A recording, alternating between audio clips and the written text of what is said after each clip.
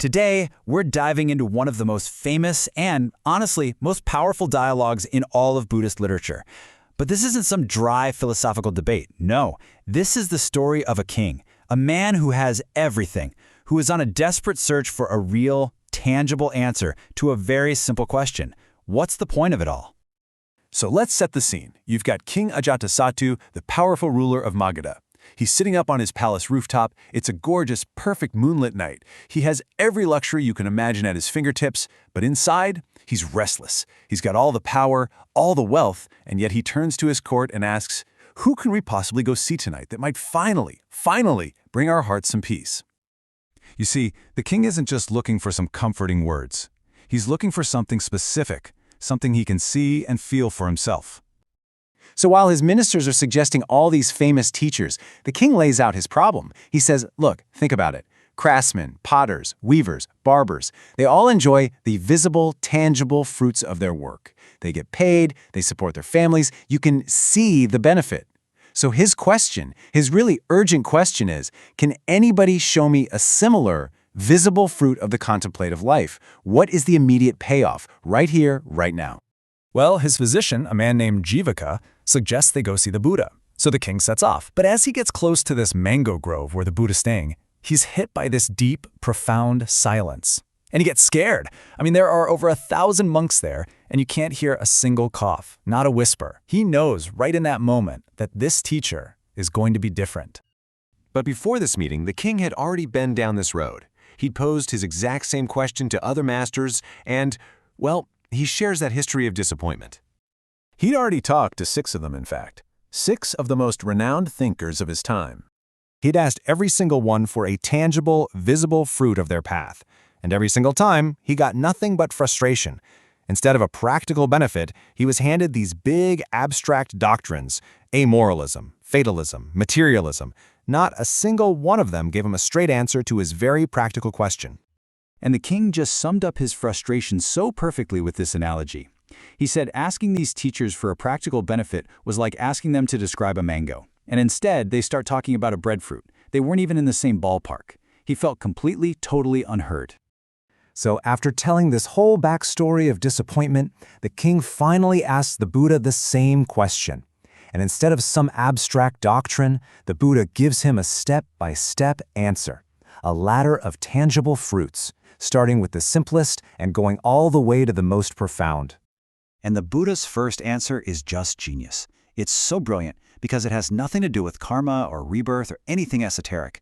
It's about social reality, something a king obsessed with power and status would understand immediately. The Buddha asks the king to just imagine for a second that one of his own servants, a slave even, decides to become a monk. He asks, "Your Majesty, would you still order him around?" And the king replies, "Of course not. I would get up, I would bow to him, and I would make sure he was taken care of." And the Buddha just smiles. "There," he says, "there is your first visible fruit, an absolute total transformation of one's dignity and place in the world." The king is definitely impressed. But the Buddha explains, oh, there are even higher fruits than that. And this is where he pivots from the external world of social status to the internal world, the incredible freedom that comes from overcoming the mind's biggest burdens. He talks about these 5 hindrances, these mental states that just cause so much suffering. And he explains them with these incredibly visceral analogies. Sensual desire? It's like being in debt. Ill will, anger? That's like having a chronic sickness. Sloth and torpor? That heavy feeling? That's like being locked away in prison. Restlessness and worry? That's like being a slave to your own mind. And doubt? Doubt is like being hopelessly lost on a dangerous journey. So the fruit, the tangible benefit, is that immense, incredible feeling of relief when you overcome them. The joy of finally being debt-free, of being healthy again, of being released from prison. That feeling of liberation, that is the next tangible fruit. And once the mind is freed from those heavy burdens, even more profound fruits become possible. These are states of deep meditative bliss known as the jhanas, and the Buddha lays them out one by one. He says the first state, born from seclusion, is this feeling of bliss and rapture that just permeates your entire body. And the image he gives is beautiful. It's like a ball of bath powder that's been perfectly mixed with water, so it's saturated through and through, but not a single drop is dripping out. Then, the second state is an even deeper bliss that comes from pure concentration. This, he says, is like a deep, still lake that's fed by an underground spring.